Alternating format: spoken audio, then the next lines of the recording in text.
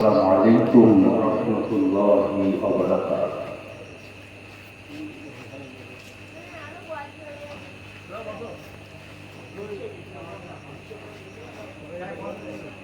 যারা এই ঋতুটি ঘোরাঘুরি করছে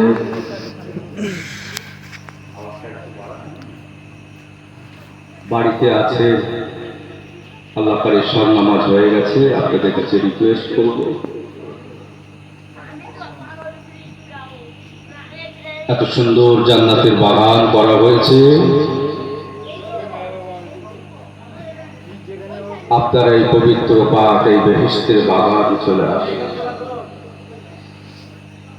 নির্ধারিত টাইম, নির্ধারিত সময়,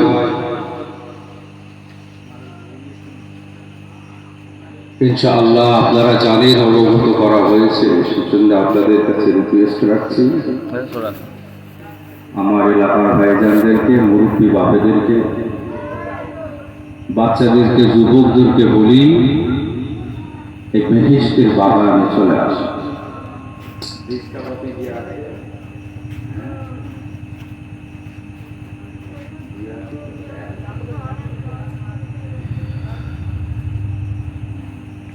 أعوذ بالله من الشيطان الرجيم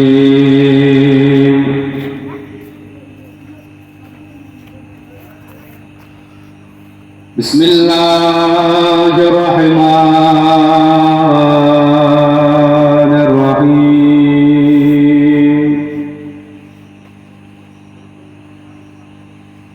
الحمد لله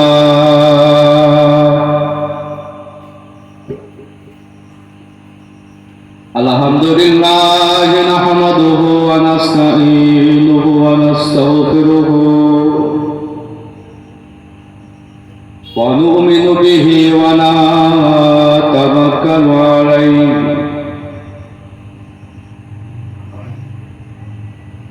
ونعوذ بالله من شرور أنفسنا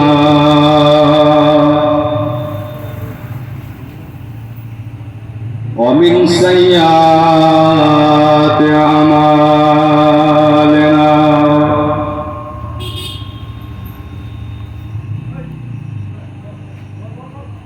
من يهده الله فلا مضل له ومن يضلل فلا هادي له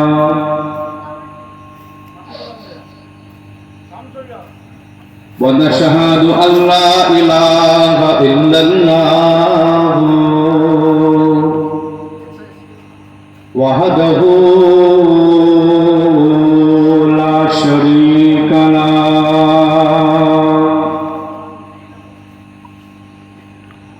ونشهد أن سيدنا وحبيبنا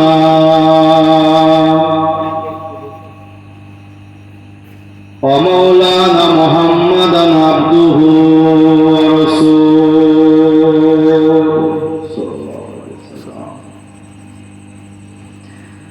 أما بعد فيا أيها الحاضرون رحمكم الله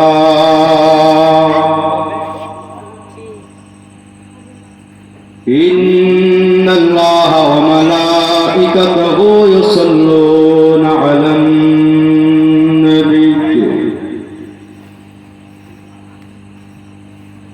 يا أيها الذين آمنوا صلوا عليه وسلموا تسليما اللهم صل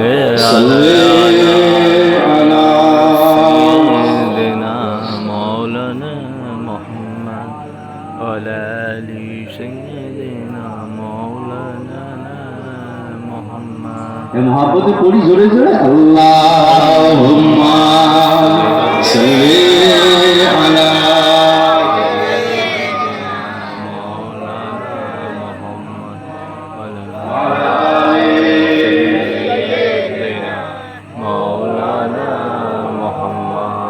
হাজিও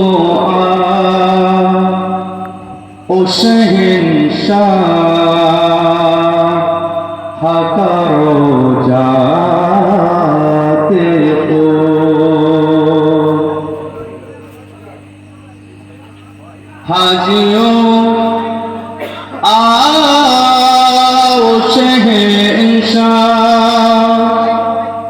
का रौजा देखो, काबा तो देख चुके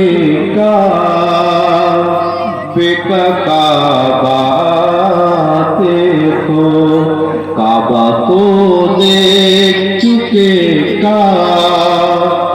बेका काबा देखो। अल्लाहुम्मा सल्ली अला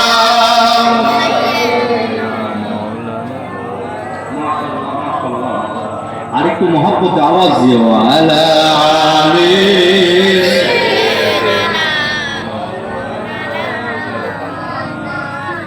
জামে উলফতে ঘরে গিয়ে কাফিলা দো ইয়া রাসূল, আপনা दीवाना बना दो या रसूल। जामे उल्फते काफिला दो या रसूल, अपना दीवाना बना दो या रसूल। मेरी किस्मती আপনার জমিনে ইমানের তাই ভাবলে সাজদা দেবে আমাকে নবী বলে দেন। গেলা মহারাজ আমি মুহাম্মদ রাসূলুল্লাহ আপনার কাছে দোয়া চাইছি, ওদের পক্ষ থেকে আপনি মাফ করে দিন। যদি বলেছেন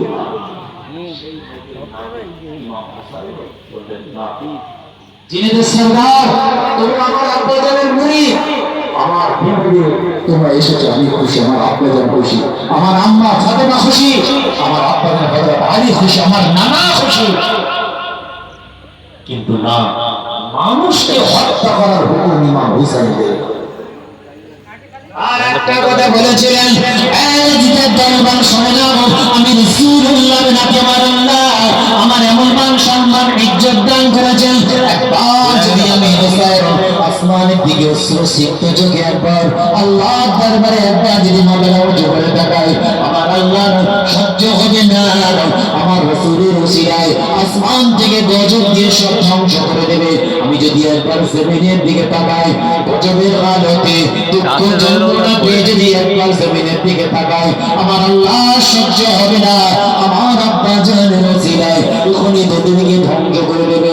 শুধু তাই নয়, আমার আল্লাহ এত ক্ষমতা দিয়েছেন আমার রাসূলের ওসিলায়, আমি যদি এক্ষুনি মনে করি না না একটা মানুষ ছেড়ে যেতে পারবে না ইনশাআল্লাহ, কিন্তু না, হাত করে অন্যায় করে অত্যাচার করে মানুষের উপরে অত্যাচার করাটা আমার রাসূলের নীতি আদর্শ নয়।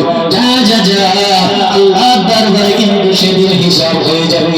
আমি আমার নানার কাছে তোমাদের বিরুদ্ধে শিকায়ত করব, আমি আমার আব্বা জানের কাছে করব, আমি আমার আম্মা ফাতেমার কাছে তোমাদের বিরুদ্ধে শিকায়ত করব। সেদিন আল্লাহর সামনে বোঝা বড় হয়ে যাবে। সেই দুনিয়ার আওলাদ খানদান, তাদের সঙ্গে আমাদের যেন ব্যবহার খারাপ না হয়। যদি নবীর আওলাদ নবীর বংশধর খানদান হয়, রাসূলুল্লাহর দিকে মনে করে ভালো। আল্লাহর নবী বলেছেন, তোমাদের দুটো জিনিস দেখে যাচ্ছে, দুটো হাদিস, কোরআন এবং হাদিস। আরেকটা জায়গায় বলেন, আমি এবং আমার আহাল। আল্লাহ আমাদের সকলকে সেই ইমাম হুসাইনের নীতি আদর্শ উসুলের উপর চলার তৌফিক দেন। সকলে বলুন আমিন। এই পবিত্র মুহররম মাসে কিছু তাসবিহ, কিছু জিকির, কিছু দান খায়রা, মানুষকে খাওয়ানো, কিছু তেলাওয়াত, নফল রোজা পালন করতে দুটো কাজগুলো আমরা করব, আমাদের বাড়ির মা বোনদের করতে দেব। কথা বুঝে এগুলো আমাদের কাজ। আর আল্লাহ পাক তৌফিক দিলে আবার আলোচনা হবে। আসেন একটু নবীর সামনে দাঁড়িয়ে সালাম পড়ি, ইয়া নবী সালাম।